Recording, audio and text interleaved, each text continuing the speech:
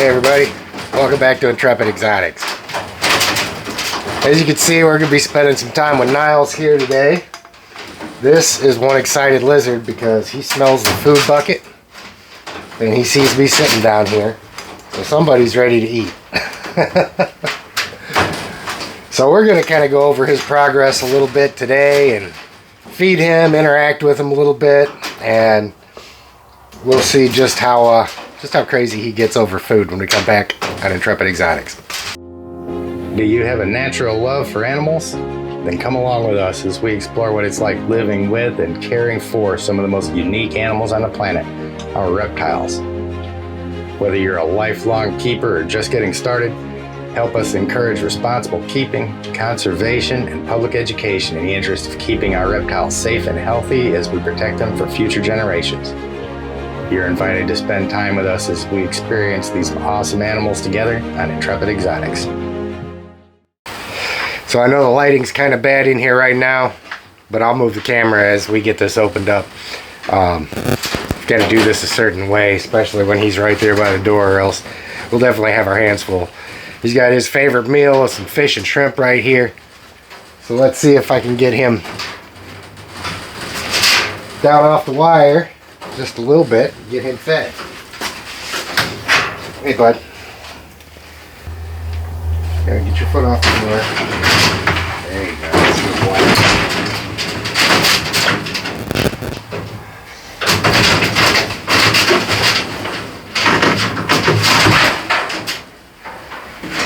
Go, there's the door. There we go. Get your tail back in here. Go on.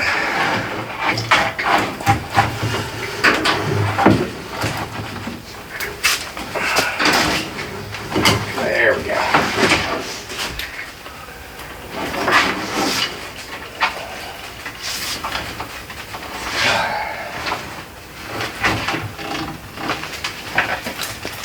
All right.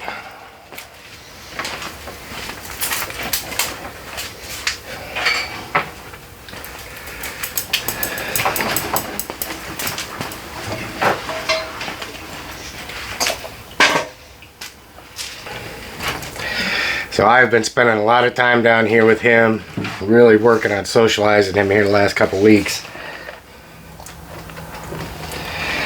And he gets so excited, he decided he's going to drop everything all over the floor. Here, goofball.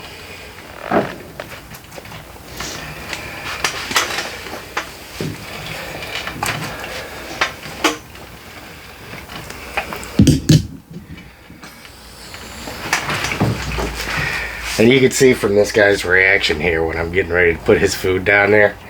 He is so incredibly food driven. It's one of the things that makes these guys such a challenge to work with. What are you doing? Back up there. Quit being freaking weird. There you go.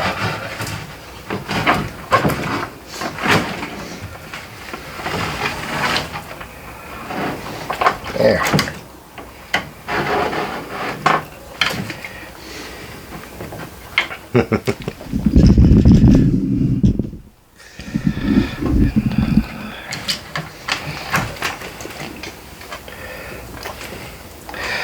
But the food drive on him as he gets older is just phenomenal.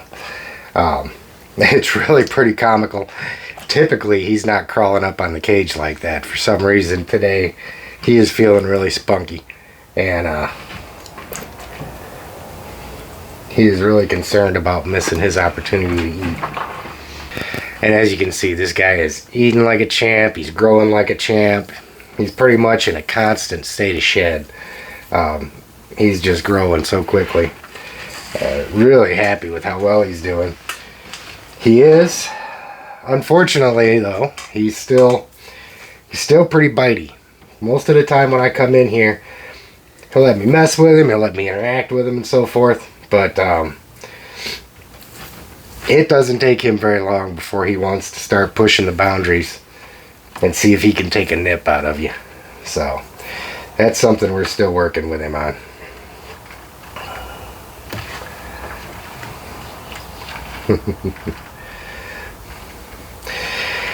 And you can see, even after just eating, he is still looking, still trying to stuff his face.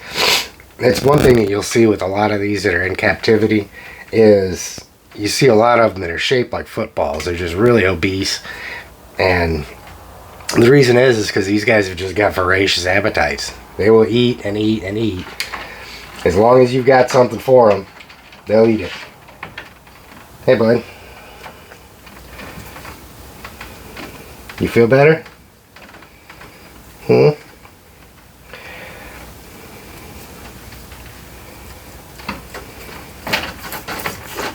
You gonna chill a little bit? Huh?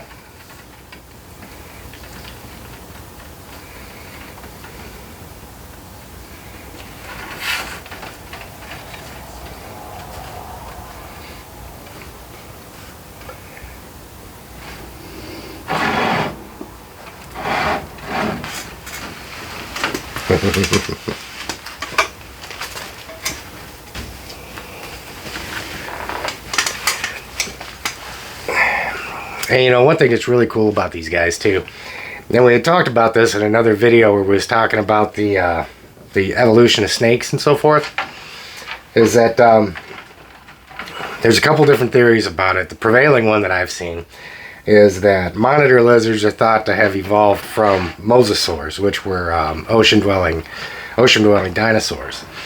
And you can kind of see that. You can kind of see that natural proclivity still with these guys. He absolutely loves the water. He stays in his tub probably 80-90% of the time. And, you know, every now and then, like right after a meal, sometimes he'll go up and bask. You see him up there sometimes in the morning. But most of the time, he's in here flopping around, swimming, playing in his water. And it's really neat, too, because as these guys evolved from that era, it's also believed that snakes diverged off and branched off from monitor lizards.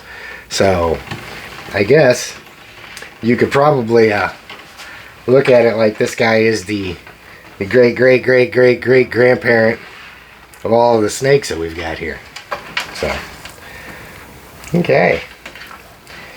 So you're just going to crawl right out on me today, huh?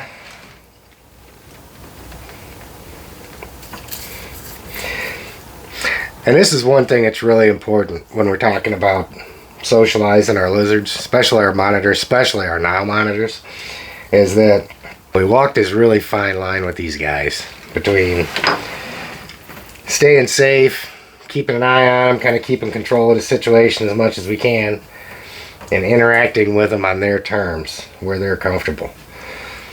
Now this guy, you'll see some that people can interact with really easily, not worry about anything, and you know, it's awesome when they get to that point. And this guy right here, he's not quite to that point. He's still feeling himself. He's kind of coming into his own right now, and he's got his lizard testosterone going on.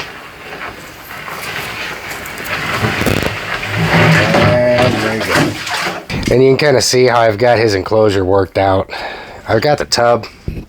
It's a full-size bathtub that he's got down there to swim around in.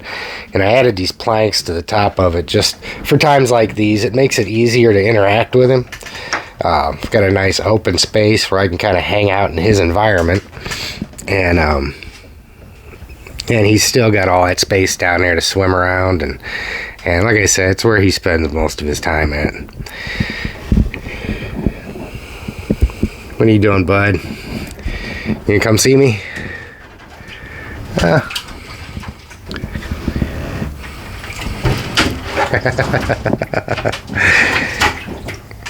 What's the problem? Come on up here. Come on up here. Let me turn this thing around again.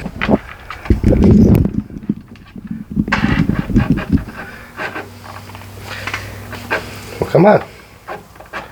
Come on. Come see me.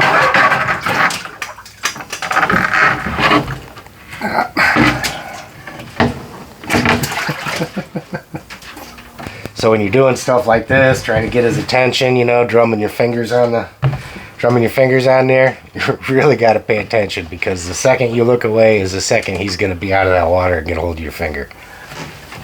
You come see me?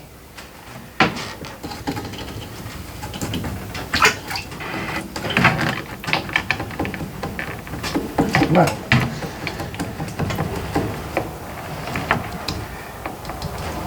Come on, buddy. Come on out. Come on out. There you go.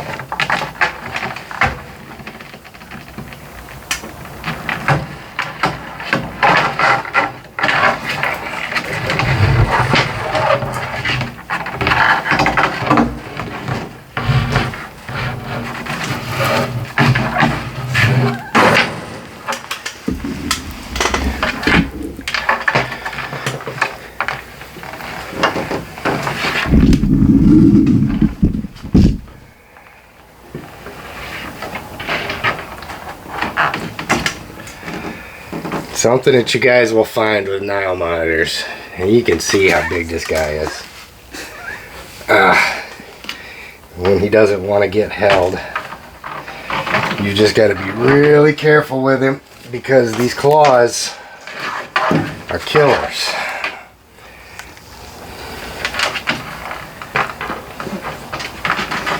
And you can see that tail that I was talking about here. These guys, this thing is just incredibly powerful. Certainly not something you want to get hit with.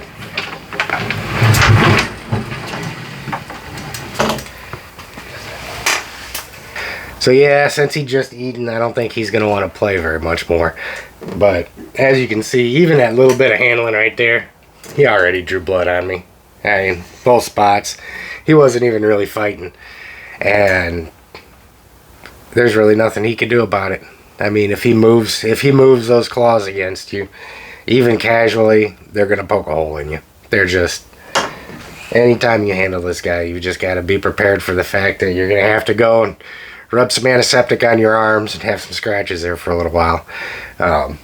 It's really, really fun when you've got to handle him and you got to move him when he doesn't want to be moved and he's actually trying to get away. He puts one really good thrust on that leg right there, and you're gonna have a mess on your hands. So... And you know, if I've said it once, I've said it 1,000 times with these guys. They're not the easiest animal in the world to keep. But for me, I think it's really, really rewarding. And having these guys here like this is almost like having a time machine. And you can literally see so many of the characteristics that you see in the extinct dinosaurs and things like that from all the way from when you were a kid first learning about them.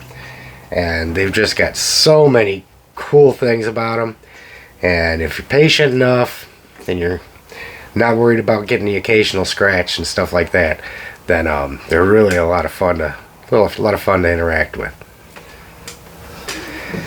And I'm really looking forward to, when it warms up, taking him outside for walks again. That's one time that I have the absolute best experiences with him. When I'm in his enclosure right here working with him like this, he does okay. There'll be times that I'll come down here at night and he'll literally just lay his head on my arm and go to sleep. And then there's other times where I come down here and he's just all full of energy and he's all over the place, and I'm dodging bites and things like that. But because he's such an energetic animal, when I take him outside in the summertime and just start walking around with him, it's really an awesome experience, because it gives him a chance to burn off some of that energy. And I've got a stream back here. He loves to get in that thing and just swim all the way down the stream. I'll walk with the leash beside him, and he'll just go off and kind of do his own thing. He'll stop, he'll interact. He's not nippy at all anytime I've ever taken him out there. So it's really cool. It's really, really quality time that I miss during the winter time like this. And the funny thing is I'm probably going to have to get him another harness by the time summer comes back around, and we end up taking him back outside, because he's growing like a weed. I mean, when I first put him in this enclosure, tip of his nose to the end of his tail didn't even cover the bottom of the bathtub. And now when he gets up here, his nose to his tail stretches across the whole top. I mean, he's growing like a weed. So that, of course, means that this enclosure is going to be obsolete sooner rather than later. So we're going to end up starting his new one pretty soon, I'm sure. So again, I just wanted to spend a little time down here with everybody after the holidays and let everybody see how Niles was doing. Don't forget, help these videos get out to more people. Like them, get subscribed to the channel, and I'll see you guys next time on Intrepid Exotics.